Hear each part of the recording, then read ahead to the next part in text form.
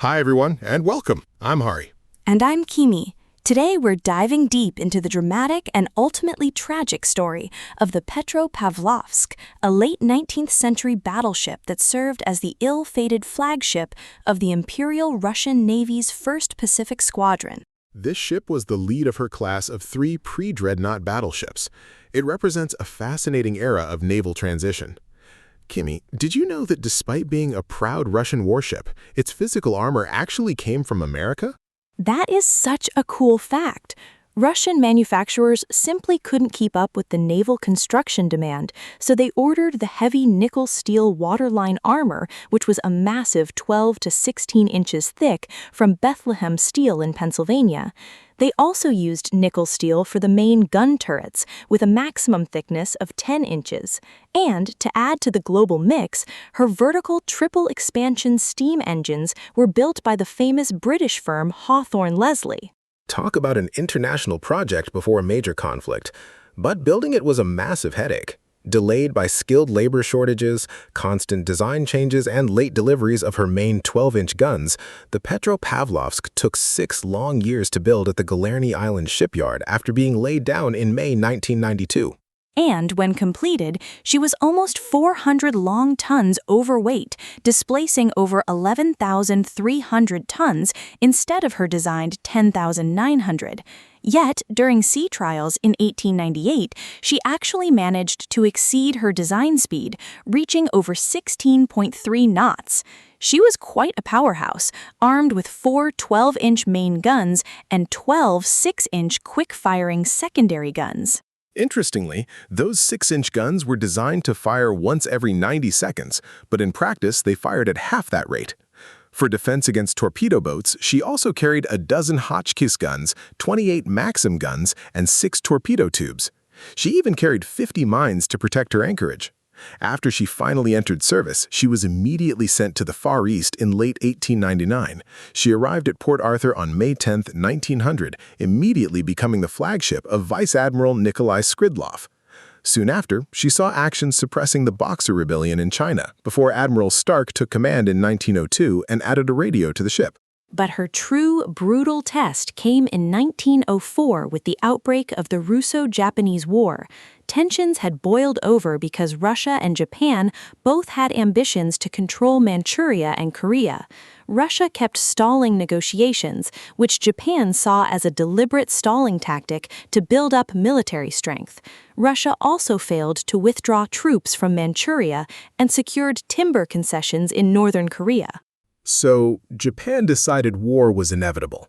On the night of February 8, 1904, the Imperial Japanese Navy launched a surprise torpedo attack on the Russian fleet anchored at Port Arthur. The Petropavlovsk survived the night unscathed, but the next morning, Vice Admiral Togo Heihachiro's fleet launched a full-scale assault. Togo expected chaos, but the cruiser Boyarin had spotted the Japanese offshore and alerted the Russian defenses. Togo made a tactical error by splitting his fire between Russian coastal defenses and the battleships. The Japanese secondary guns did very little damage. The Petropavlovsk was only lightly damaged by 3 shells, suffering 2 dead and 5 wounded.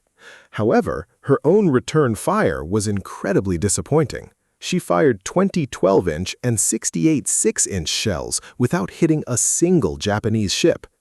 The Russian Naval Ministry was so unimpressed with the squadron's performance under Admiral Stark that they replaced him with the highly competent and aggressive Vice Admiral Stepan Makarov.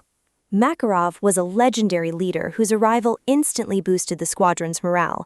He actually wanted to use the heavily armored Cesarewitch as his flagship, but because it was badly damaged and undergoing lengthy repairs, he was forced to keep using the Petropavlovsk as his flagship. That forced choice would prove fatal. Togo, unable to blockade the harbor with block ships, tried a new plan, mining the harbor entrance and luring the Russians into it. Under the cover of darkness on March 31st, the mine layer Korumaru laid a minefield. Makarov actually spotted the Japanese ships, but mistakenly believed they were his own destroyers on patrol. A devastating error. Early on April 13th, a Russian destroyer, the Strashny, ran into Japanese destroyers in the dark and was blown up when a shell hit one of her torpedoes.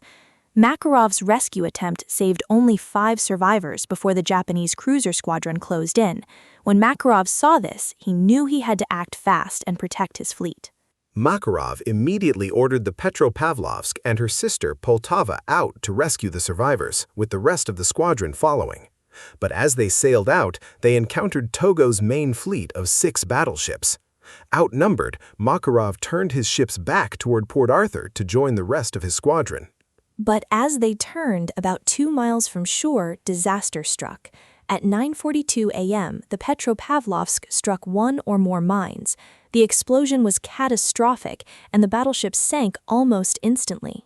It was a tragedy of immense proportions.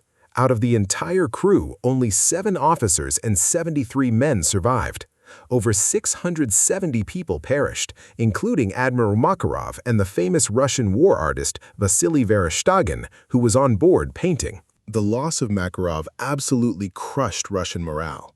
His replacement, Rear Admiral Wilhelm Wittgeft, was a passive staff officer who didn't have the charisma or drive to lead a wartime navy. The Pacific Squadron never recovered. In a touching postscript, even the Japanese held Makarov in high esteem.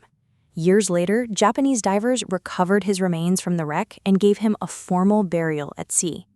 In 1913, Russia built a grand monument in St. Petersburg to honor him. What an incredible, tragic story of international engineering, tactical errors, and the brutal realities of naval warfare. Indeed. Thank you, everyone, for listening to our episode today. Yes, thank you.